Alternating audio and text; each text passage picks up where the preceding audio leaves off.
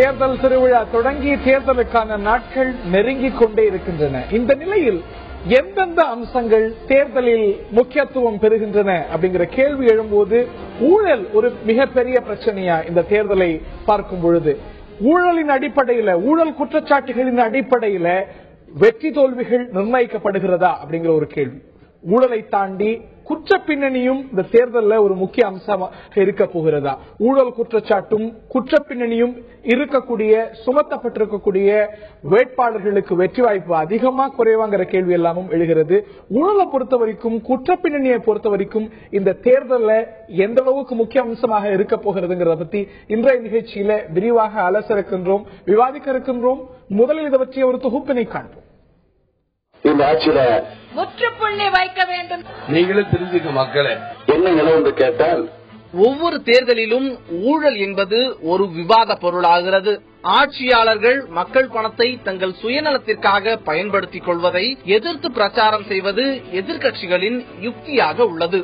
அந்த வகையில் 10 ஆண்டு கால காங்கிரஸ் தலைமையிலான ஆட்சியில் நிலக்கரி சுரங்க ஊழல், ஆதர்ஷ் வீட்டு வசதி ஊழல், காமன்வெல்த் விளையாட்டு போட்டி ஊழல், இஸ்ரோ ஊழல் என அடுக்கடுக்கான ஊழல் குற்றச்சாட்டுகள் எழுந்துள்ளன.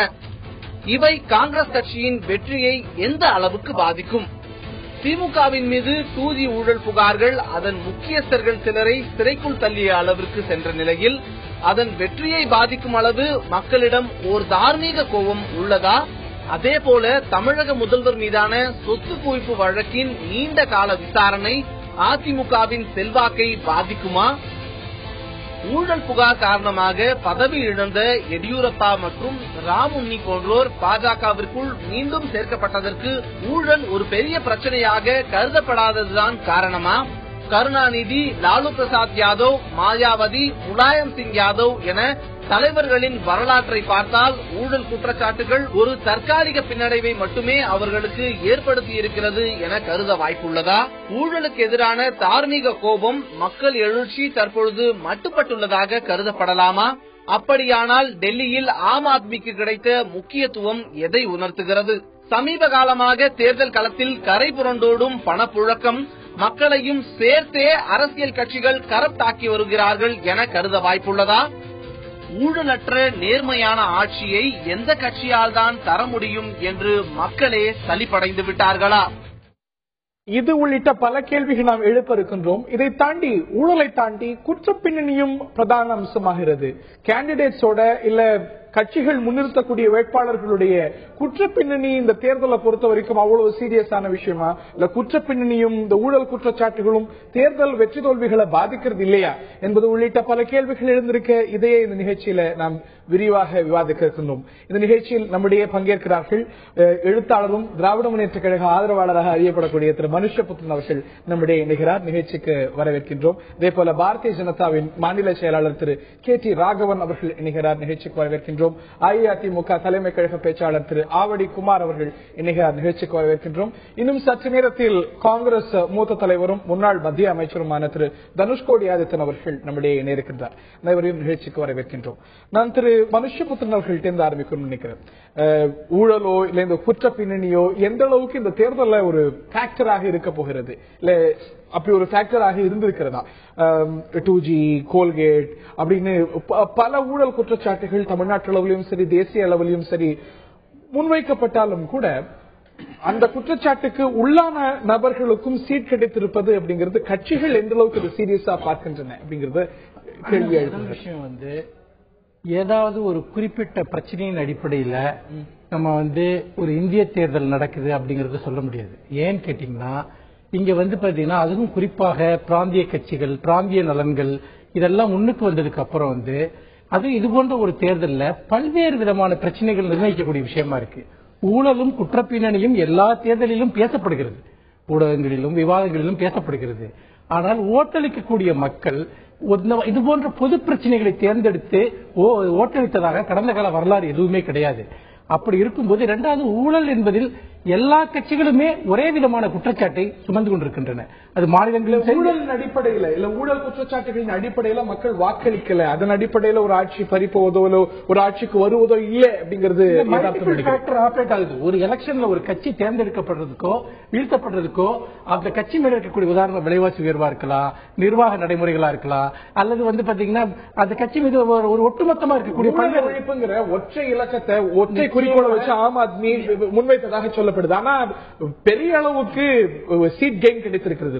சிங்கிள் லார்ஜஸ்ட் பார்ட்டி அவங்க வரலனாலும் கூட 28 சீட் புதிய கட்சி வருகிறதுன்னா அவங்களுடைய ஊழல் ஒழிப்பு யுக்தி தான் அதுக்கான காரணம். என்னன்னா டெல்லியில் ஆம் ஆத்மியினுடைய பெர்ஃபார்மன்ஸ் நீங்க வச்சுட்டு தேசிய அளவில் அது மட்டும் தான் டிசைடிங் ஃபேக்டரா இருக்குன்னு நம்ம நம்பினோம்னா அதுல எந்த அர்த்தம் இருக்கிறதா எனக்கு தெரியல. அதாவது ஊழல் ஒரு ஃபேக்டர் நான் இல்லைன்னு சொல்லல, அது நம்ம விவாதிக்கப்பட வேண்டிய எதிர்கொள்ள வேண்டிய ஒரு விஷயம் ஆனால் அது மட்டும்தான் தேர்தலை தீர்மானிக்கிறது என்பதோ அதன் அடிப்படையில் ஒரு தேர்தலை எதிர்கொள்ள முடியுமோ என்பதோ அதுவும் தேசிய அளவில் நடக்கக்கூடிய ஒரு தேர்தலை எதிர்கொள்ள முடியும் என்பதோ உண்மையிலேயே அது நடைமுறை. அரசியல் கட்சிகள் ஊழல் பின்னணி இருக்கிறவங்களுக்கும் ஊழல் குற்றச்சாட்டு உள்ளாகனவங்களுக்கும் அதே போல குற்ற பின்னணி இருக்கிறவங்களுக்கும் அதிக அளவுல இனிக்கும் சீட்டு கொடுத்துட்டு இருக்காங்கிற கேள்வியும் எழுகிறது. 2G, கோல்கேட் இது உள்ளிட்ட பல ஊழல் குற்றச்சாட்டுகள் இந்த தேர்தலில் எதிரொலிக்கின்றன. இது சார்ந்த காங்கிரஸ் உறுப்பினர்கிட்ட கேட்கணும். ஆனால் அதற்கு முன்பாக அவர் இணைவதற்கு முன்பாக பாரதிய ஜனதாவுடைய திரு KT ராகவன் அவர்கள்ட்ட கேட்க விரும்புகின்றேன். பார்ட்டி வித் டிஃபரன்ஸ், நாங்க ஊழலுக்கு எதிரானவர்கள் அப்படின்னு உங்களை அடையாளப்படுத்திக்கிறீங்க. ஊழலை எதிர்க்கிறோம் அப்படின்னு சொல்லிட்டு பாராளுமன்றத்தில் அதிக அளவுக்கு நேர வினயமும் இந்திய நாட்டு மக்களுக்கு பண விரயமும் நீங்க செஞ்சிருக்கீங்க. ஆனால் உங்களுடைய கேண்டிடேட் லிஸ்ட பார்க்கும் போதும் மற்ற காரணங்களை பார்க்கும் போதும் நீங்க எந்த அளவுக்கு வேறுபட்டவங்க?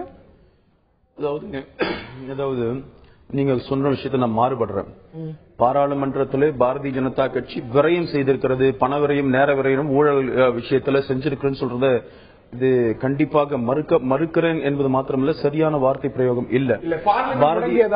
பார்லிமெண்ட் முடங்க பாராளுமன்றத்திலே பாராளுமன்ற உறுப்பினர்கள் பிரச்சனை எழுப்பாம வேற எங்க போய் எழுப்ப முடியும்? சரி, பிரச்சனை எழுப்பலாம், கிழிச்சு போடலாம், இல்ல வெல் ஆஃப் தி ஹவுஸுக்கு போகலாம். வெல் ஆஃப் தி ஹவுஸுக்கு பாராளுமன்ற நடைமுறை கிடையாது. எதிர்கட்சிக்கு சில எதிர்ப்பை காட்டுவதற்கான சில வரைமுறைகள் இருக்கிறது. அதுக்குள்ள இப்ப நம்ம போக வேண்டாம். ஆனா ஒன்னு சொல்றேன், பெல் ஆஃப் தி ஹவுஸுக்கு போய் ஸ்பீக்கர் பக்கத்துல நின்னு போய் கத்துறது நடைமுறை. இந்த நாட்டுல மக்களுக்கு இந்த பிரச்சனையை மக்களிடம் எடுத்து சொல்லுவதற்கு, இந்த சீரியஸ்னஸ் சொல்லுவதற்கு சில அடிப்படையான வழிமுறைகளை எல்லா எதிர்கட்சியும் அதிக நேரம் ஸ்பெண்ட் பண்ண வேண்டாம். ஆனா அதனால பண விரயமும் இந்திய பாராளுமன்றத்துக்கு ஆயிருக்கு அப்படிங்கிற மறுக்க முடியாது. இல்ல, பண விரயம் ஆயிருக்கு, நிச்சயமா ஆயிருக்கு. வாஷ் அவுட் ஆனதுனால பண விரயம் ஆயிருக்கு. வாஷ் அவுட் ஆனதுக்கு நீங்க எப்படி சொல்றீங்க? கோல்கேட் ஊழல் வழக்குல பாரதிய ஜனதா கட்சி எதிர்கட்சியாக இருந்து இந்த பிரச்சனையை பாராளுமன்றத்தில் எழுப்பும் பொழுது காங்கிரஸ் கட்சி ஆளுங்கட்சி அதற்கு எந்தவித எந்த நடவடிக்கையுமே எடுக்கல. ஆனால் நாங்க வெளிநடப்பு செஞ்சோம், பாராளுமன்றத்தை புறக்கணித்தோம், எல்லாம் செஞ்சோம். அதனால தானே ஒரு கமிஷன் நியமிக்கப்பட்டு JPC நியமிக்கப்பட்டது 2G வழக்குல. இந்த 2G இந்த கோல்கேட் வழக்குல சில நடவடிக்கைகளை அரசாங்கம் எடுத்தது. ஒரு இழப்பை எதிர்க்க இன்னொரு இழப்பை ஏற்படுத்துறது ஏற்புடையதாங்கிற கேள்வி இருக்கு. அந்த வாக்குக்குள்ள போக வேண்டாம். ஜனநாயகத்தில் அது அனுமதிக்கப்பட்ட ஊழலை பொறுத்த வரைக்கும் நீங்க எந்த அளவுக்கு வேறுபட்டவங்க? நிச்சயமாக வேறுபட்டிருக்கிறோம். நான் சொல்றேன் ஏன்னு சொல்லிட்டு, நீங்க எங்களுடைய மரியாதைக்குரிய அத்வானி அவர்கள் மீது ஹவாலா குற்றச்சாட்டு நரசிம்மராவ் கவர்மெண்ட்ல கொண்டு வந்து போட்டாங்க. சரி, ஹவாலா குற்றச்சாட்டு வந்த உடனே மரியாதைக்குரிய அத்வானி MP பதவியை ராஜினாமா செய்தார். பாம்பே போனார், பிரஸ் மீட்ல கேட்கிறாங்க, MP பதவியை ராஜினாமா செய்தது மாத்திரமல்ல, நான் குற்றம் சாட்டப்பட்டவங்க என் மீது குற்றம் நிரூபிக்கப்பட்டால் நான் அரசியலை விட்டே வெளில போறேன். அதுக்கு முன்னாடி இன்னொரு இடத்துல கேட்கும்போது நான் குற்றம் நிரூபிக்கிற வரைக்கும் நான் உள்ள வரமாட்டேன் பார்லிமெண்ட். அதே போல நிரூபித்து காட்டினார். அந்த பிரசிடென்சி அந்த வரலாறு எங்களுக்கு எடியூரப்பா நிரூபித்து காட்டினார்.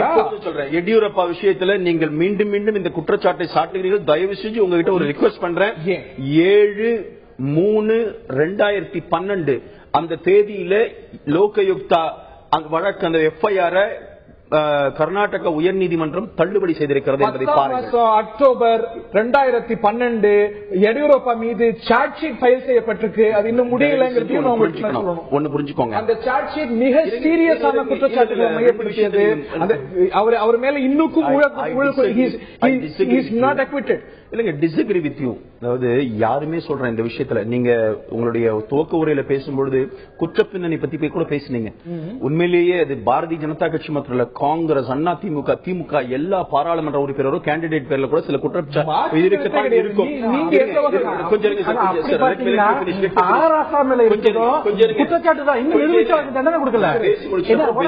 அதை மட்டும் நீங்க தொடர்ந்து அடிச்சுட்டே இருக்கீங்க. நான் என்ன கேக்குறேன்னா, நீங்க டைவர்ட் பண்றீங்க. இதேதான் ஆராசாவும் தன்னுடைய பதவியை ராஜினாமா பண்ணாரு, விசாரணை எதிர்கொண்டாரு, அவர் மேல இன்னும் குற்றம் நிரூபிக்கப்படல. இன்னொன்னு சொல்றேன், அவர் என்னன்னு கேட்டீங்கன்னா, என் மேல குற்றம் நிரூபிக்கப்பட்டா வாழ்நாள் முழுக்க சிறையில் இருக்க தயார்னு சொல்றாரு. ஆனா அதை கணக்கு எடுத்துக்க மாட்டாங்க இவங்க. எடியூரப்பா மேல சார்ஜ் ஃபைல் பண்ணா கூட அதெல்லாம் ஒண்ணு இல்லைன்னு சொல்லுவாங்க. திரு மனுஷபுத்திரன் அவர்கள் தயவு செய்து சபை நாகரிகத்தை கற்றுக்கொள்ள வேண்டும். நான் ஸ்பீச் நான் டைவர்ட் பண்ணா என்ன பாக்குறதுக்கு அவர் இருக்கிறாரு, ஹரி இருக்கிறாரு, நீங்க டைவர்ட் பண்ணாதீங்க. Don't interfere, sir. You don't interfere. You have no right to interfere when I am speaking. No, not at all.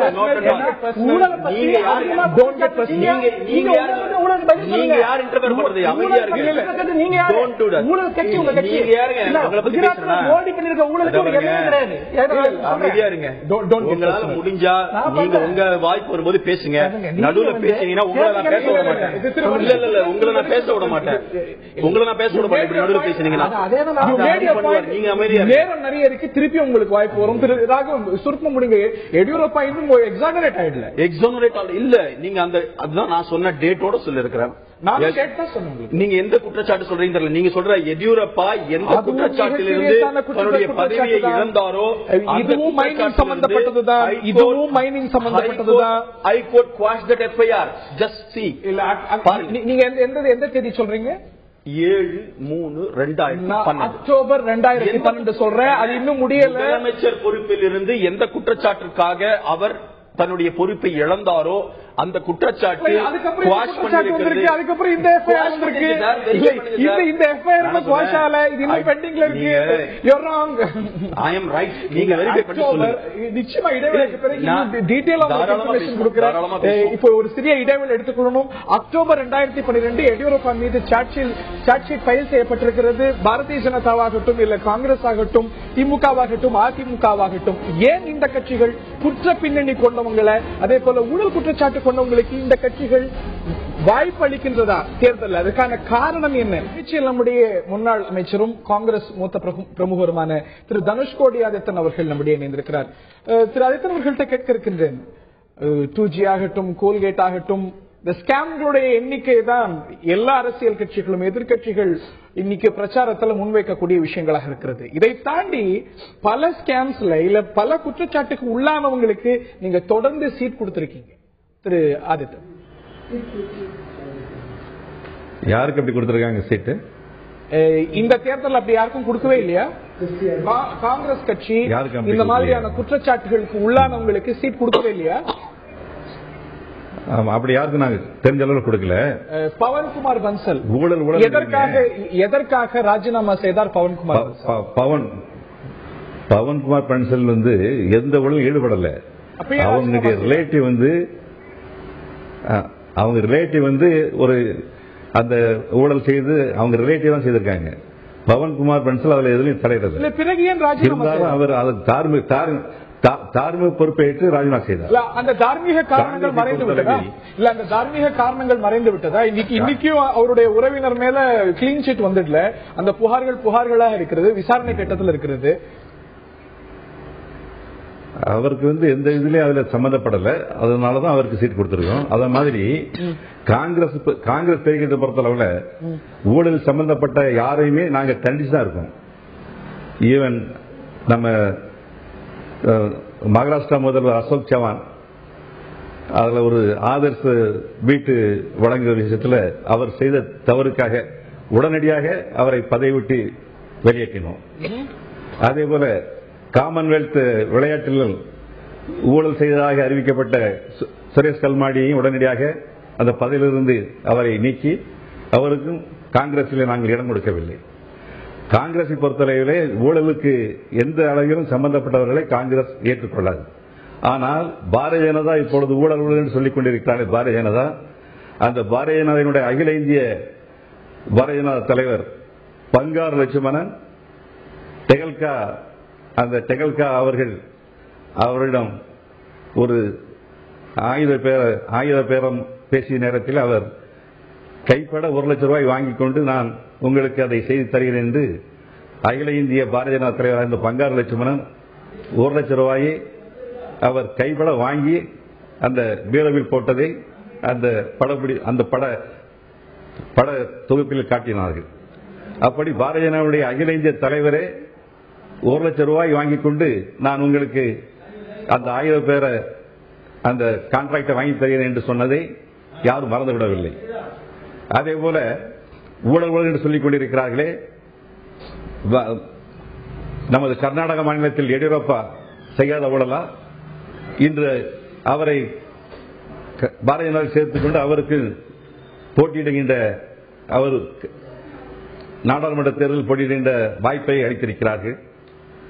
அதே போல எடியூரப்பாவுக்கு கொடுத்திருக்காங்களா வாய்ப்பு? பிரதர்ஸ்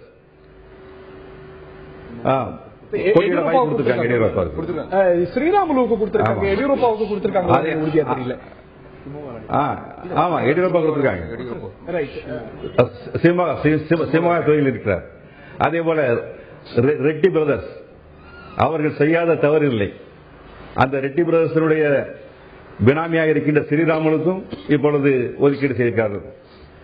அதே போல பாரதிய ஜனதா கட்சி ஊழல் என்று சொல்லிக் கொண்டு ஊழலில் திளைத்தவர்களுக்கெல்லாம் ஒரு தேர்தலில் போட்டியிடுகின்ற வாய்ப்பை ஊழல் குற்றச்சாட்டுகள் உள்ள ஊழல் பின்னணி உள்ள யாருக்கும் நீங்க இந்த தேர்தலில் சீட்டு வழங்கல, அதுதான் நீங்க சொல்ல வருதா? எனக்கு தெரிந்த அளவில் யாருக்கும் நாங்கள் இடம் கொடுக்கவில்லை. காங்கிரஸ் கட்சியில மட்டும் ஒரு சில நாட்களுக்கு முன்பாக அறிவிக்கப்பட்ட வேட்பாளர்களின் விவரங்கள் படி 28% மீது கிரிமினல் குற்றச்சாட்டுகள் இருக்கிறது. ராகுல் காந்தி கிழிச்சு போட்டார் இல்லையா அந்த மசோதா, அதுக்கு தான் மதிப்பா? காங்கிரஸ் கட்சியை பொறுத்தவரைக்கும் 28% பேருக்கு இது வந்து ஏடிஆர் அனலைஸ் பண்ணி வெளியிட்டு இருக்கக்கூடிய ஸ்டாட்டிஸ்டிக்ஸ். நீங்க தான் குற்றப்பின்னணி இருக்கிறவங்க யாரும் பாலிடிக்ஸ்ல இருக்கவே கூடாதுங்கிறதுக்காக அந்த மசோதாவே கிழித்தறிந்தார் ராகுல் காந்தி. ஆனால் இப்பொழுது வரைக்கும் வழங்கப்பட்டிருக்கக்கூடிய லிஸ்ட்ல 28% பேர் மீது சீரியஸான குற்றச்சாட்டுகள் இருக்கிறது. பவன்குமார் பன்சலுக்கு எந்த ஒரு ஊழல் புகாரின் காரணமா பவன்குமார் பன்சல் விலகிறாரோ அவருக்கு நீங்க சீட்டு வாங்கியிருக்கீங்கிறதும் குறிப்பிடத்தக்கது. எனக்கு தெரிந்த அளவில் குற்றப்பின்னணி உள்ளவர் யாருக்கும் காங்கிரஸ் இடம் சீட் வழங்கவில்லை. தெரிந்தவரையும் பவன்குமார் பன்சல் அதில் அவர் நேரடியாக சம்பந்தப்படவில்லை, அவரது உறவினர் தான் அதில் சம்பந்தப்பட்டிருக்கிறார். ஆகவே தார்மீக பொறுப்பேற்றுதான் பவன்குமார் பன்சல் கேண்டிடேட்ஸ் உடைய விவரங்களை எல்லாம் அனலைஸ் பண்ணி காங்கிரஸ் பிஜேபி உள்ளிட்ட கட்சிகளுடைய கேண்டிடேட்ஸ் உடைய லிஸ்ட் அனலைஸ் பண்ணி சொன்னதுல காங்கிரஸ் கேண்டிடேட், அதாவது சில நாட்களுக்கு முன்பாக அறிவிக்கப்பட்ட காங்கிரஸ் கேண்டிடேட்ஸ்ல 28% மீது இந்த குற்றச்சாட்டுகள் இருக்கிறது, சீரியஸான குற்றச்சாட்டுகள் இருக்கிறது, கிரிமினல் குற்றச்சாட்டுகள் இருக்கிறது. நான் திரு ஆவடிக்குமார் அவர்கள்ட்ட கேட்க விரும்புகின்றேன். முதலமைச்சர் இந்த மாதிரி பல குற்றச்சாட்டுகள் எழுப்பி வருகிறார், குறிப்பாக மத்திய காங்கிரஸ் அரசு மீதும் திமுக மீதும். ஆராஜா சொல்கிறார் முதலமைச்சர் அதை பற்றி பேசக்கூடாது, அதற்கான தகுதி அவருக்கு இல்லைங்கிற ஒரு குற்றச்சாட்டு ஆராஜாவால் முன்வைக்கப்பட்டிருக்கிறது. எப்படி பார்க்கிறீங்க இந்த குற்றச்சாட்டு? இல்ல, ஆராஜாவினுடைய நிலை என்னன்றது உலகத்துக்கே தெரியும். இந்தியாவிலேயே அதிகபட்ச ஊழலில் ஈடுபட்டதற்காக அமைச்சரவையிலிருந்து வெளியேற்றப்பட்டவர் ஆராஜா. அதற்கு பிறகு இன்றைக்கு வழக்கை சந்தித்துக் கொண்டிருக்கார். வழக்கு தீர்ப்பு வந்தால் நான் ஆயுள் முழுவதும் சிறையில் இருக்கேன்னு சொல்றேன். எந்த தீர்ப்பு வந்தாலும் ஆயுள் முழுத சிறை தீர்ப்பு வந்ததுதான் இருந்துதான் ஆகணும். அதனால அந்த தீர்ப்பை அவர் மீற முடியாது. அதுதான் இந்த நாட்டினுடைய அரசமைப்பு சட்டம் சொல்ற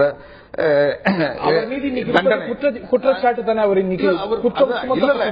அவர் சொல்றது நிரூபிக்கப்பட்டால் நான் தண்டனை ஏற்கிறேன், நிரூபிக்கப்பட்டால் தண்டனை ஏற்றுதான் தீரணும். அதனால அது நிரூபிக்கிற வேலை நீதிமன்றத்தில் வழக்கு தொடுத்தவங்க செய்ய போறாங்க. அதை எதிர்கொள்றவங்க அவங்களுடைய வாய்ப்புகளை பயன்படுத்த போறாங்க. அதுல நான் மாற்று கருத்து சொல்ல விரும்பல. ஆனால் இன்றைக்கு நீங்க பாத்தீங்கன்னா இந்த ஊழல் வழக்குகள் என்பதே 2 வகைப்படுத்தலாம். ஒன்னு, அந்த வழக்குகள் ஒரு அரசியல் மாற்றங்களின் காரணமாக ஆட்சி மாற்றம் நிகழ்கின்ற பொழுது அந்த ஆட்சி மாற்றத்தில் அதுக்கு முன்பிருந்த அரசை பழிவாங்குவதற்கு, அந்த ஆட்சியாளர்களை கொச்சைப்படுத்துவதற்கு புதிய ஆட்சியாளர்கள் அவர்களை ஒரு ஊழல்வாதிகள் என்று சித்தரிப்பதற்காக வழக்குகள் புனையப்படுகின்றன. அந்த வகையான வழக்குகள் ஒண்ணு. இன்னொரு வழக்கு யார் ஆட்சியில் இருக்கிற திமுக முன்னாள் அமைச்சர்கள் மீது வழக்கு பதிவு செய்யப்பட்டது. அந்த வகையான வழக்கு இதை முடிச்சிடுறேன். அதுக்கு சொல்றேன். நான் இதை முதல்ல என்னுடைய ரெண்டு வகைன்னு சொன்னேன். ஒரு வகை சொல்ல அந்த வகையில தான் அடங்குமா திமுகவுடைய முன்னாள் அமைச்சர்கள் மீது இருக்கக்கூடிய வழக்குகள்? இல்லங்க, நான் சொன்னது அந்த அரசாங்கத்தில் இருந்த அத்தனை பேர் மேலேயும் வழக்கு போடுறது, அதாவது இந்த அரசியல் ரீதியான வழக்குகளை சொன்னேன். ஆனால் அது தனிப்பட்ட குற்றங்களை பற்றி நான் சொல்லல. தனிப்பட்ட நபர்களுடைய தனிப்பட்ட குற்றங்கள் அது எல்லா கட்சியிலும் இருக்கிறவங்களும் எல்லார் மேலேயும் எல்லா காலங்களிலும் வந்துட்டு இருக்கு. நான் சொல்ல வர்றது என்னன்னா ஒரு ஆட்சி மாற்றம் வந்த பிறகு போடப்படுகின்ற அரசியல் காரணங்களுக்காக போடப்பட்ட வழக்குகளை பற்றி சொல்றேன். ஆனா அதே இன்னொரு வகையான வழக்கு, ஒரு ஆட்சியில் இருக்கின்ற கட்சி அமைச்சர்களாக இருக்கின்ற சூழ்நிலையில் அந்த அமைச்சர்கள் மீதே புலனாய்வு அமைப்புகளும் நீதிமன்றமும் வழக்கு போடுவது என்பது, ஏன்னா அவங்க அரசாங்கம் இருந்தும் அவங்களை மீறிக்கிட்டு அந்த வழக்கு போடுற அளவுக்கு நிலைமை வருதுன்னா அது உச்சகட்டமா பொறுக்க முடியாத ஒரு சூழ்நிலை வரும்போதுதான் அந்த நிலை எடுத்துக்கணும். இது வந்து இப்ப நீங்க பாத்தீங்கன்னா 1976 அப்ப இருந்த திமுக ஜனவரி 31 திமுக அரசாங்கம் வந்து வெளியேற்றப்பட்டது, டிஸ்மிஸ் பண்ணிட்டு அன்றைக்கு இந்திரா காங்கிரஸ் அரசாங்கம். அதே அன்றைக்கு அந்த அரசாங்கத்தை டிஸ்மிஸ் பண்ணிட்டு அதே 1972 பிப்ரவரி மாதம் சென்னை மெரினா கடற்கரையில் பேசுகின்ற பொழுது அன்றைய பிரதமராக இருந்த இந்திரா காந்தி அம்மையார், அன்னைக்கு இந்த அரசாங்கம் ஊழலில் திளைத்து விட்டது, ஒவ்வொரு எல்லா துறைகளிலும் ஊழல், இன்னும் சொல்ல போனா 20 கோடி ரூபாயை செலவிட்டு வீராண திட்டத்தை கொண்டு வரன்னு சொன்னாங்க. ஒரு வேலையும் நடக்கல. ஆனா 20 கோடி ரூபாய் எடுத்துட்டாங்க. அந்த செலவழித்ததுக்கு பணத்தை வந்து ஒழுங்கா அந்த திட்டத்தை செயல்படுத்தி இருந்தா 1975 சென்னை மாநகரினுடைய குடிநீர் பிரச்சனை தீர்ந்திருக்குன்னு சொன்னாங்க. ஆனா அதே இந்திரா காந்தி 1980 அந்த அவங்க என்னென்ன குற்றச்சாட்டு சொன்னாங்களோ அந்த வழக்கு எல்லாம் வந்து அந்த குற்றச்சாட்டுகள் எல்லாம் வந்து அதே நிலையில இருந்த மறுபடியும் அவங்களோட கூட்டு சேர்ந்தாங்க. அரசியல் காரணத்தினால முதல்ல இந்திரா காந்தி வழக்கு போட்டாங்களா இல்ல அதுக்காக பின்வாங்கினாங்களா? அவங்க என்னென்ன குற்றச்சாட்டு சொன்னாங்களோ, எதற்காக சர்க்காரியா கமிஷன் அமைச்சாங்களோ, அன்றைக்கு முதலமைச்சராக இருந்து வெளியேறிய கருணாநிதி அவர்கள் உள்பட அவருடைய அந்தரங்க செயலாளராக இருந்த நாகராஜன் வீடு, வைத்தியலிங்கம் வீடு, எல்லா வீட்லயும் சோதனை பண்ணி, இன்னும் சொன்னா நடிகை விஜயகுமாரி வீடு வரை எல்லா வீட்லயும் சோதனை பண்ணி அந்த கிடைத்த ஆதாரங்களை வெளியிட்டாங்க. அந்த எல்லாம் வெளியிட்டதற்கு பிறகு அது விசாரணையில் இருந்த நிலையில அந்த கட்சி புனிதமான கட்சின்னு சொல்லி மறுபடியும் அவங்களோட சேர்ந்து ஆட்சி அமைக்க முயற்சி பண்ணாங்க. அவங்களுக்கு உதவி பண்ணாங்க. திரு மனுஷபுத்திரன் அவர்கள்ட்ட கேட்க விரும்புறேன். அதாவது பொலிட்டிக்கல் அட்வைசரிஸ் அல்ல, ஒரு அரசியல் காரணத்துக்காக புனையப்படக்கூடிய வழக்கும் அதே போல ஆட்சியில இருக்கும் போதே இருக்கக்கூடிய வழக்குக்கும் வித்தியாசம் இல்லையா? அதாவது ஆவடிக்குமார் அவர்கள் சொல்றதை பார்த்தோம்னா, அதிமுக ஆட்சி வந்து திமுக முன்னாள் அமைச்சர்கள் போட்ட வழக்குகள் எல்லாம் வந்துட்டு பொருட்படுத்தத்தகாத வழக்குகள், ஏன்னா அதெல்லாம் அரசியல் பழிவாங்கிறதுக்காக போட்ட வழக்குகள் அப்படின்னு அவர் ஒத்துக்கிறாருன்னு அதை புரிஞ்சுக்கிறேன் நான். அதனால ஆராசமில் இருக்கிறதா உண்மையான வழக்குன்னு அவர் சொல்றாருன்னு எனக்கு புரியல வந்து. ஏன்னா பழிவாங்கிற வழக்குன்னா இன்னைக்கு ஆளுங்கட்சி அதிமுக தான் இருக்கு, எதிர்கட்சியா இருந்தது இன்னைக்கு இருக்கக்கூடிய திமுக மேல அவங்க தொடர்ந்து வழக்குகளை போட்டுக்கிட்டு இருக்காங்க. அதெல்லாம் பொருட்படுத்த வேண்டிய அவசியம் இல்லைன்னு அவர் சொல்லிட்டாரு. பொதுவாக ஒரு வழக்கு வந்து பதிவு செய்யப்படுவது என்பது அதை யார் வேண்டுமானாலும் எந்த காரணத்துக்கு வேண்டுமானாலும் முன்னிலை கொண்டு வரலாம். ஒரு கவர்மெண்ட் வந்து அப்படியெல்லாம் முழுக்க முழுக்க ஒரு வழக்கை போடணுமா வேணாமான்னு டிசைட் பண்ண முடியாது. ஒரு நாட்டினுடைய பிரதமர் மீதோ அல்லது முதலமைச்சர் மீதோ கூட ஒரு புகார் கொடுக்கலாம். அதுக்கு வந்து விசாரணை மேற்கொள்ளும்படி நீதிமன்றத்தை அணுகலாம். இதை வச்சு ஒரு வழக்கோட மெரிட்டை வந்து நம்ம முடிவு பண்ண முடியாது. நான் என்ன சொல்றேன்னு கேட்டேன்னா, இங்க நடக்கக்கூடிய விவாதத்துல தங்களை பற்றி இருக்கக்கூடிய குற்றச்சாட்டுகள் எல்லாமே தவறானது, ஆனா மற்றவங்க இருக்கக்கூடிய குற்றச்சாட்டுகள் எல்லாமே உண்மையானது அப்படிங்கிற அணுகுமுறையின் மூலமா ஆராசா மீது இருக்கக்கூடிய குற்றச்சாட்டுகள் அனைத்தும் தவறானதோ நான் அப்படி சொல்ல வரல. அவர் என்னன்னு கேட்டேன்னா, இல்ல அவர் என்ன சொன்னா, தன் மீதான குற்றச்சாட்டுகளை அவர் நீதிமன்றத்தில் எதிர்கொண்டு வருகிறார். அது மட்டுமல்ல, தனக்கு தன்னுடைய தரப்பை சொல்வதற்கு போதுமான நியாயம் அந்த கூட்டு பாராளுமன்ற குழுவில் கொடுக்கப்படவில்லை, மீண்டும் என்னுடைய வாதத்தை கேட்க வேண்டும் என்கிற அளவிற்கு அவர் இன்றைக்கு போராடி கொண்டிருக்கிறார். அதனால் விசாரணையில் இருக்கக்கூடிய ஒரு வழக்கு என்ன, அவர் மீதான வழக்காவது இப்பொழுது விசாரணை ஆசாமில் இருக்காது, இப்பதான் வழக்கு பதிவு பண்ணி விசாரணை நடந்துகிட்டு இருக்கு. அதுல தீர்ப்பே வரப்போகுது. 20 வருஷமா. ஆனா இன்னும் வரல, தீர்ப்பே வரப்போகுது. ஆனா என்னன்னு கேட்டீங்கன்னா, இவ்வளவு குற்றச்சாட்டு கூடிய ஒருத்தர் பலமுறை முதலமைச்சராக இருக்காரு, பிரதமர் வேட்பாளர் அளவுக்கு கனவு காண்றாரு, அதெல்லாம் நமக்கு பிரச்சனை இல்லை. ஆனால் ஊழல் என்கிற விஷயத்தின் போது ஒரு குறிப்பிட்ட கட்சியோ குறிப்பிட்ட சில நபர்களை மட்டுமே ஏன் போக்கஸ் பண்றீங்க? அதுதான் என்னுடைய கேள்வி. நீங்க எல்லாரையும் அந்த சமதள விஷயம் பார்க்க மாட்டேங்கிறீங்க. ஊழலுடைய ஒரு சிம்பல் மாதிரி ஏன் ஆர்எஸ்ஓ மட்டும் திரும்ப திரும்ப கொண்டு வர்றீங்க? இந்தியா முழுக்க ஒவ்வொரு மேக்னிடியூட் ஆஃப் தி குற்றச்சாட்டு பார்க்கும்போது 1,76,000 கோடின்னு சொல்லும் பொழுது வெறும் அது அதிமுக மட்டும் எடுத்துக்கல, நாடு முழுவதும் இருக்கக்கூடிய கம்யூனிஸ்டுகளாகட்டும் பாஜகவாகட்டும் எல்லா கட்சிகளும் எடுக்கிறாங்க. மேக்னிடியூட் ஆஃப் தி இப்ப மோடியோட அரசாங்கத்துல 10,000 கோடி ரூபாய் இழப்புன்னு சொல்லிட்டு அவங்களுடைய ரிப்போர்ட் சொல்லுது வந்துட்டு. அதை பத்தி ஊடகங்கள் பேச மாட்டேங்குது. ஏன் அதை பத்தி விவாதிக்க மாட்டேங்கிறீங்க?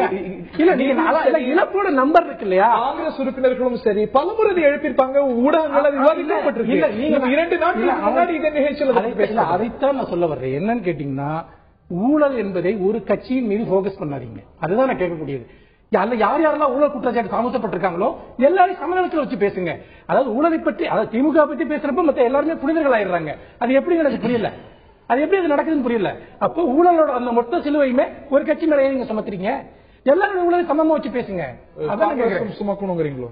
காங்கிரஸ் இல்ல, எதிர்கட்சிகளுக்கும், அதாவது அது பாஜகவா இருக்கலாம், அதிமுகவா இருக்கலாம், இவர்கள் எல்லோருமே அவர்களுடைய ஊழல்களை பற்றி தைரியமா பேச தயார். அதை பத்தி பேசுறப்பட்டு ரொம்ப டிஃபென்சிவா பேசுறாங்க, விசாரணை இருக்குங்கிறாங்க. ஆனா ஆராசாமில் இருக்க குற்றச்சாட்டு நிரூபிக்கப்பட்டு அவர் ஏதோ தூக்கு மேல நின்ற மாதிரி பேசுறாங்க. இது என்ன அபத்தம் இது? மேலும் பல விஷயங்கள் எழுந்திருக்கின்றன, விரிவாக விவாதிக்கலாம். நேர்களாகிய நீங்களும் இந்த விவாதத்தில் பங்கு கொள்ளலாம். உங்களுடைய பதில்களை, இன்றைய கேள்விக்கான பதில்களை குறுஞ்செய்தி வாயிலாக தெரியப்படுத்தலாம். பாரதிய ஜனதாவின் திரு கே டி ராகவன் அவர்கள்ட்ட கேட்க விரும்புகின்றேன்.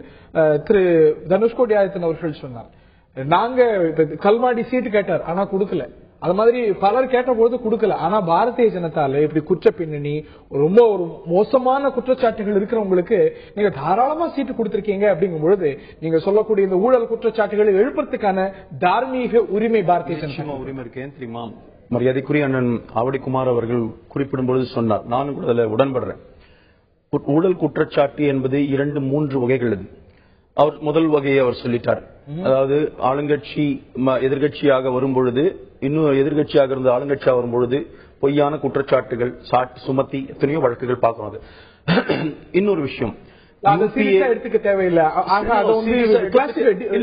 ஒரு நிமிஷம், அதுல நோக்கம் இருக்க அத்தனை வாய்ப்புகளும் இருக்குன்னு சொல்ல வரேன் நான். ஆனால் அதே நேரத்தில் யூபிஏ குற்றச்சாட்டா பார்க்க கூடாது.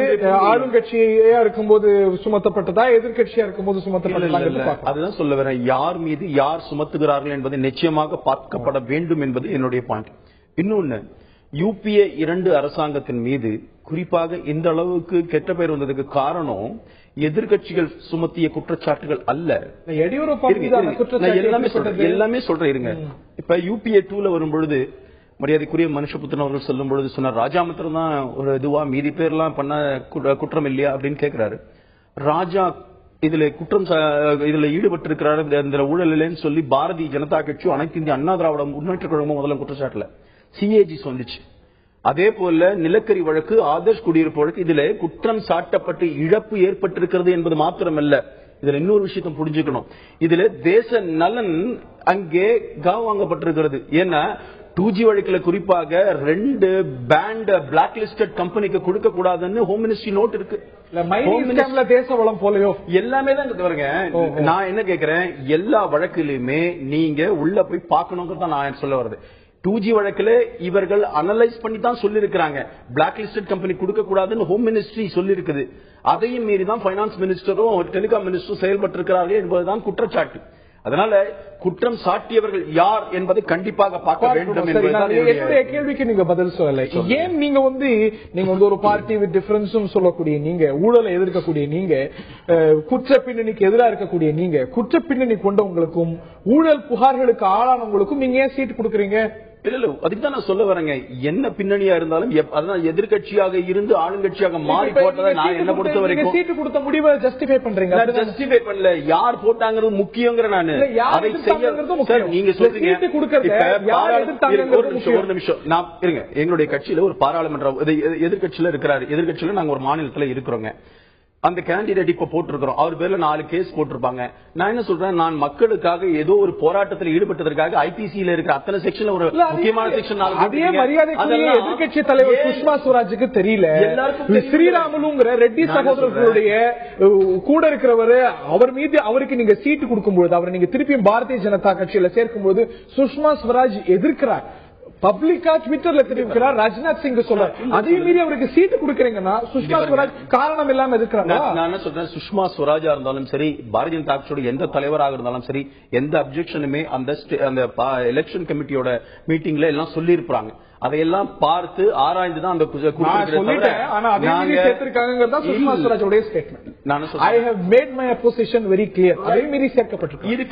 இருக்கலாம். ஆனால் உள்ளே எல்லாரும் இருக்கிறாங்களே, எத்தனையோ பேர் இருக்காங்க, எல்லாரும் சேர்ந்து ஒரு தவறான முடிவு தவறான முடிவுன்னு சொல்ல முடியாது. சுஷ்மா ஸ்வராஜ் சொல்றது தவறு. அங்கே அத்வானி அவர்கள் இருந்திருக்கிறார்கள், அருண் ஜேட்லி, நரேந்திர மோடி எல்லாரும் தான் இருந்திருக்கிறாங்க.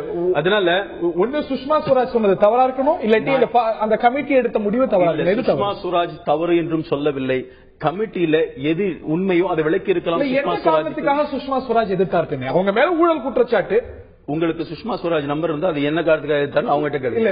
நீங்க தான் விளக்கணும், நீங்க தான் பிஜேபி தனிப்பட்ட முறையில் ஒருத்தர் சொன்னதுக்கு ஏன் சொன்னாங்க என்ன கேட்டா leader of opposition BJP leader அடிப்படையில் சொல்லல. பாரதிய ஜனதா கட்சியின் நிலைப்பாடை மாத்திரம் தான் நான் சொல்ல முடியும்.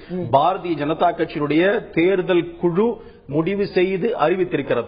அத்வானிக்கு தனிப்பட்ட நிலைப்பாடு, சுஷ்மா ஸ்வராஜுக்கு தனிப்பட்ட நிலைப்பாடு, யஷ்வந்த் சின்ஹாக்கு நிலைப்பாடு வசதியா நீங்க வந்து டிசோசியேட் பண்ணிக்கிறீங்க.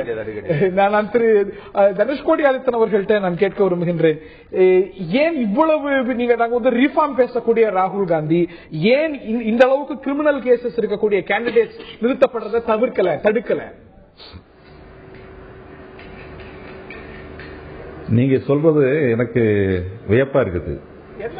அதாவது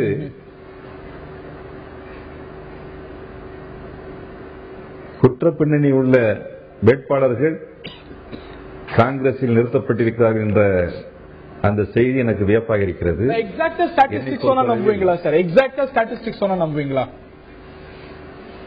காங்கிரஸ் பொறுத்த வரைக்கும் 71 கேண்டிடேட் செகண்ட் லிஸ்ட்ல அறிவிக்கப்பட்டிருக்காங்க. 39 கேண்டிடேட் அதுல அனலைஸ் செய்யப்பட்டிருக்காங்க. அவங்க ஏற்கனவே கொடுத்திருக்கக்கூடிய அபிடவிட்ஸ் மற்ற விஷயங்களின் அடிப்படையில் அதுல 11 பேர் மீது கேசஸ் இருக்கிறது, கிரிமினல் கேசஸ் இருக்கிறது. சீரியஸ் கேசஸ் 6 பேர் மீது இருக்கிறது. அதாவது பெர்சன்டேஜ் ஆஃப் கேண்டிடேட்ஸ்னா 28 வருகிறது, பெர்சன்டேஜ் ஆஃப் கேண்டிடேட்ஸ் சீரியஸ் சார்ஜஸ்னா 15 வருகிறது. இவர்களையும் தடுக்கல ராகுல் காந்தி. இதுல நான் உங்களுக்கு எக்ஸாக்டா ஸ்டாட்டிஸ்டிக்ஸ் சொன்னேன். இது ஏடிஆர் சொன்னது, உங்க கட்சி இதை கண்டெஸ்ட் பண்ணல. நீங்கள் சொல்லிதான் எனக்கு இந்த விஷயங்கள் புரிகிறது. என்னை பொறுத்தளவில் ராகுல் காந்தி வந்து காங்கிரஸ் வேட்பாளர்கள் எந்த குற்ற பின்னணியோ எந்த ஊழல் சம்பந்தப்படாதவர்களாக இருக்க வேண்டும் என்பதிலே மிகுந்த அக்கறை செலுத்தினார்கள். ஆனால் நீங்கள் சொல்லுகின்ற இந்த செய்தி எனக்கு புதிதாக இருக்கிறது. இருந்தாலும் குற்ற பின்னணி உள்ளவர்களை காங்கிரஸ் பேரியக்கம் வேட்பாளர்களுக்கு இருந்தால் அது தவறானது என்பதை நான் அடுத்தமாக குறிப்பிட விரும்புகிறேன். எங்களை பொறுத்தளவில் காங்கிரஸ் பேரியக்கம் எந்த விதமான குற்றம் பின்னணி உள்ளவர்களுக்கு, எந்த விதமான ஊழல் சம்பந்தப்பட்டவர்களுக்கு காங்கிரஸ் பேரியக்கம் தவறான முறையிலே இந்த இடம் ஒதுக்கீடு செய்திருக்க கூடாது என்பதுதான் எனது ஆணித்தரமான உறுதியான. உங்கள் கட்சி குற்ற பின்னணி இருக்கிறவங்களுக்கு சீட் கொடுத்திருந்தால் அது தவறு அப்படிங்கிறது தான் உங்களுடைய பார்வையாக நான் புரிஞ்சுக்கிறேன். ஆக இது ஏடிஆர் கொடுத்திருக்கக்கூடிய ஸ்டாட்டிஸ்டிக்ஸ் இது, காங்கிரஸ் கட்சி அதை கண்டெஸ்ட் பண்ணல அப்படிங்கிறதும் குறிப்பிடத்தக்கது. இந்த நிலையில ஏன் கட்சிகள், அதாவது இந்த பல ஊழல் குற்றச்சாட்டுக்கு உள்ளானவங்க பலர் மீது நிரூபிக்கப்படல குற்றங்கள், கன்விக்ட் ஆனா அவங்க வந்து ஆட்டோமேட்டிக்கா டிஸ்குவாலிஃபை ஆகக்கூடிய ஒரு அம்சம் சமீபத்தில் வந்திருக்கிறது. ஏன் இந்த குற்றச்சாட்டு உள்ளானவங்களை மட்டும் கட்சிகள் தேர்ந்தெடுக்கின்றன? அஇஅதிமுகவின் திரு ஆவடி குமார் அவர்கள்ட்ட நான் கேட்க விரும்புகின்றேன், இந்த வழக்குகளையும் குற்றச்சாட்டுகளையும் நீங்க பல வகையா கேட்டகரைஸ் பண்ணாலும் கூட ஒரு பொது எதிர்பார்ப்பு இந்த மாதிரி குற்ற பின்னணி இருக்கக்கூடிய குற்றச்சாட்டுகள் இருக்கிறவங்க அரசியல் தளத்தில் அதிகம் இருக்கக்கூடாது, கேண்டிடேட்ஸா இருக்கக்கூடாதுங்கிறது தான். ஆனால் இப்போ அதிமுக வெளியிட்டு இருக்கக்கூடிய அறிக்கையில கூட ஏடிஆருடைய அனாலிசிஸ் படி 6ல் ஒருவர் மீது குற்றச்சாட்டு இருக்கிறது. அதன் அடிப்படையில் 17% வேட்பாளர்கள் மீது கிரிமினல் வழக்குகள் பெண்டிங்ல இருக்கு அப்படின்னு சொல்லப்படுது. கோடிக்கணக்கான நபர்கள் இருக்கக்கூடிய இயக்கம்னு நீங்க சொல்றீங்க. இவ்வளவு கோடி இருக்கிறவங்கள இந்த குற்றச்சாட்டுகள், இந்த ஒரு குற்ற பின்னணி இல்லாதவங்க கேண்டிடேட்ஸா கிடைக்கலையா? அதாவது குற்ற பின்னணி உருவாக்குறது, ஒருத்தர் மேல குற்றச்சாட்டுக்களை உருவாக்குவது அல்லது குற்றம் சாட்டுவது என்பது எளிது. இன்னும் சொல்ல போனால் ஒரு அரசியல் இருக்கிற சொல்ல அவர்களுக்கு வேறு வகைப்பட்ட எதிரிகள் அரசியல் ரீதியா அவரை பலகீனப்படுத்துறதுக்கு இன்றைக்கு குற்றம் சாட்டுறாங்க. ஆனால் ஊழல் என்பது இந்த நாட்டினுடைய அதிகாரத்தை பயன்படுத்தி தன்னையோ அல்லது தன் சார்ந்த இயக்கத்தையோ அல்லது தன்னுடைய குடும்பத்தையோ வளப்படுத்திக் கொள்வது, அரசாங்கத்தை திவாலாக்குவதுதான் ஊழல் என்ற குற்றச்சாட்டு.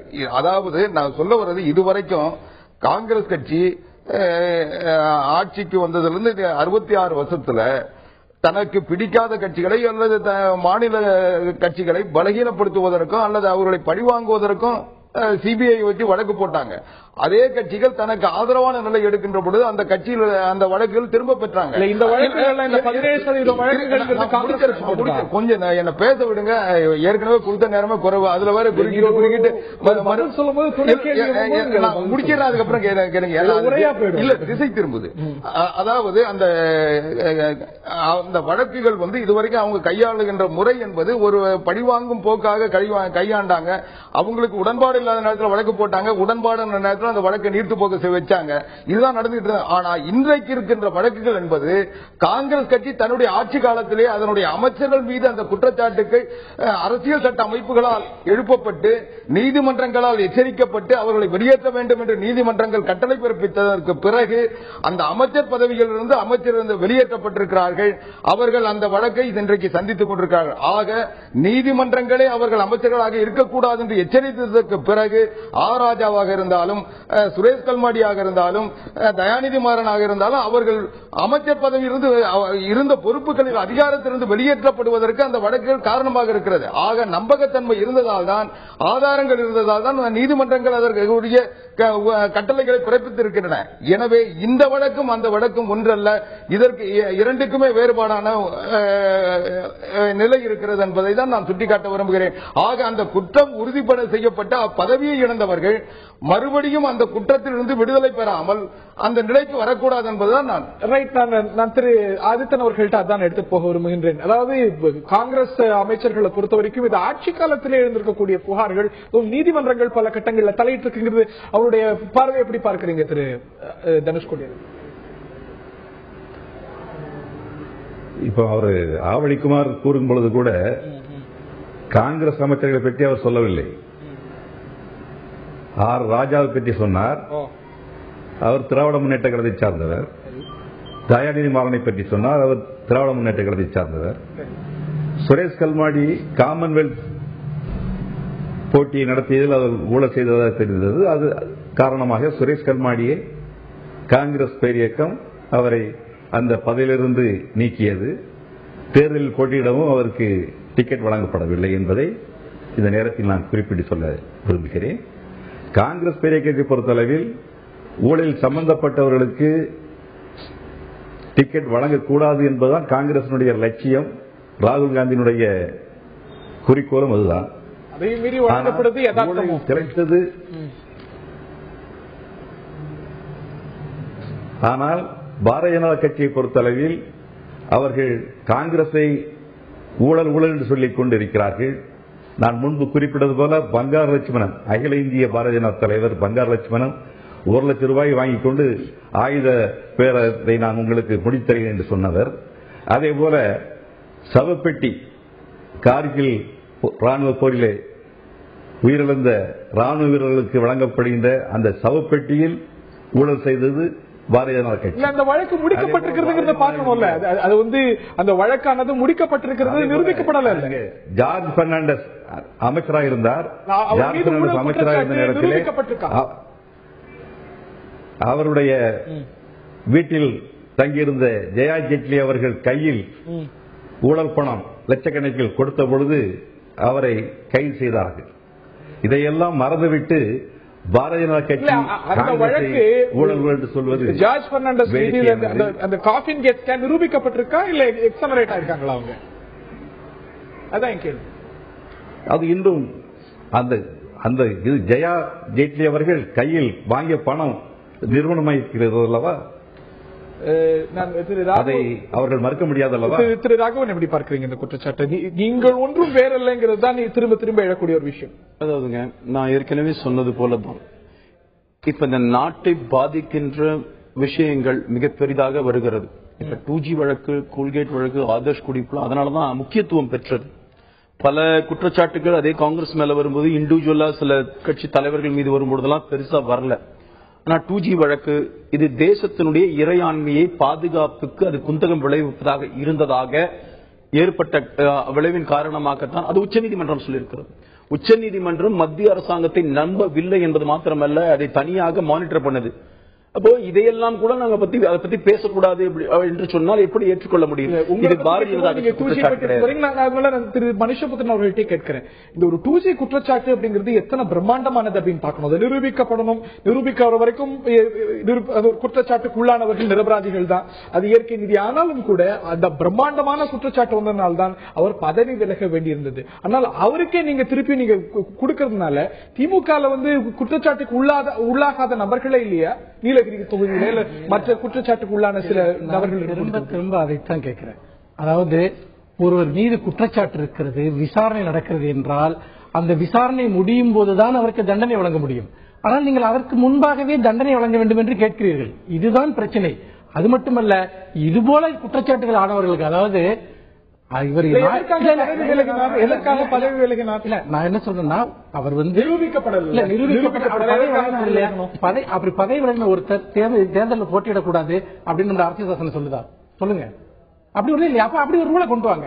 ஒருத்தர் பதவி விலகிட்டு அவர் மேல குற்றச்சாட்டு இருந்தாலே அவர் தேர்தலில் போட்டியிடக்கூடாது, நீதிமன்றத்தில் வழக்கு இருந்தாலே தேர்தலில் போட்டியிடக்கூடாதுன்னு ஒரு விதியை கொண்டு வாங்க. உங்களுக்கு என்ன அவன் கொண்டு வாங்க. ஆனா ஏன் ஆராசா மட்டும் போக்கஸ் பண்ணப்படுறாரு? இன்னொன்னு பாருங்க, ஒரு சிஏஜி ரிப்போர்ட்ல இவ்வளவு கோடி இழப்பு ஏற்பட்டுச்சுன்னா அது ரொம்ப பிரம்மாண்டமானது. அதே குஜராத் கவர்மெண்டோட அந்த சிஏஜி ரிப்போர்ட்ல நாட்டுக்கு இவ்வளவு இழப்பு ஏற்படுத்தினாங்கன்னு சொன்னா அதை பத்தி நம்ம கண்டிக்க வேண்டியது இல்லை. அதனால தேசத்துக்கு எந்த பிரச்சனையும் இல்லை. இப்படி எதை எடுத்தாலும் இரட்டை நிலைப்பாடு. இன்னொன்னு பாத்தீங்கன்னா, குற்றப்பின்னணி உள்ளவங்களுக்கு ஏன் சீட்டு கொடுக்கறாங்க அப்படிங்கிற ஒரு கேள்வியை திரும்ப திரும்ப கேட்கறீங்க. அதாவது கட்சிகளை பொறுத்த வரைக்கும் ஒரு நபருடைய பல்வேறு செல்வாக்குகளின் அடிப்படையில் தான் அவர்களுக்கு சீட்டு கொடுக்குறாங்க. எல்லா கட்சியுமே அப்படித்தான் அந்த பகுதியில் அவர் எவ்வளவு செல்வாக்கா இருக்காரு, கட்சியில் அவர் எவ்வளவு முக்கியத்துவம் இருக்காரு, இதை தாண்டி செயல்படுவதற்கான துணிவு எந்த கட்சிக்குமே இல்லை. இதுதான் உண்மை. திரு குமார் அவர்கள்ட்ட நான் மக்கள் கருத்து எடுக்கிறதுக்கு முன்னாடி உங்கள்கிட்ட கேட்க வேண்டிய விஷயம் இதுதான். ஆராசா மீது மிக ஒரு பெரிய குற்றச்சாட்டு. ஆனா அந்த குற்றச்சாட்டோட தான் அவர் மக்கள் மன்றத்துக்கு போறாரு. அப்படிங்கும் போது அதையும் பார்க்க முடியல. மக்கள் மன்றத்துக்கு அவங்க போறாங்க அப்படின்னா எந்த கட்சியும் ஜெயிக்க தான் நினைக்கும். அவங்க ஆராசாவை நிறுத்துறாங்க அப்படின்னா அது எதை காட்டுது? அவங்க நிறுத்துறதுக்கு உரிமை இல்லையா? நாங்க அவங்க நிறுத்தத்துக்கு உரிமை இல்லைன்னு சொல்லவே இல்லையே. எங்களுக்கு அது தேவையில்லை. அவங்க நீங்க இந்த கேள்வி கேட்க சொல்ல இந்த குற்றச்சாட்டுகள் இருக்கின்ற ஒருவரை நிறுத்தி இருக்கிறீர்கள் என்று அவங்க நோக்கி தான் கேட்க முடியும். நாங்க யாரை நிறுத்தினாலும் எங்களுக்கு எதிர்க்கக்கூடிய வல்லமையும் வெற்றி பெறக்கூடிய உரிமையும் தகுதியும் எங்ககிட்ட இருக்கின்றதை நம்பி நாங்க தேர்தல் களத்தில் இருக்கிறோம். அவங்க நிறுத்தி இருக்கிறது அந்த கட்சியினுடைய நிலைப்பாட்டை தான் பலகீனப்படுத்துமே ஒழிய எங்களுக்கு அதனால எந்த பிரச்சனையும் இல்லை. எங்களுக்கு அது தேவையில்லை. இந்த நிலையில நேர்கள் டீம் கேட்டிருந்தோம், கட்சிகளுடைய ஊழல் எதிர்ப்பு பிரச்சாரம் இது பற்றி உங்களுடைய பார்வை என்னன்னு நேர்கள்ட்ட கேட்டபோது நேர்கள் அளித்த பார்வைகள் இது.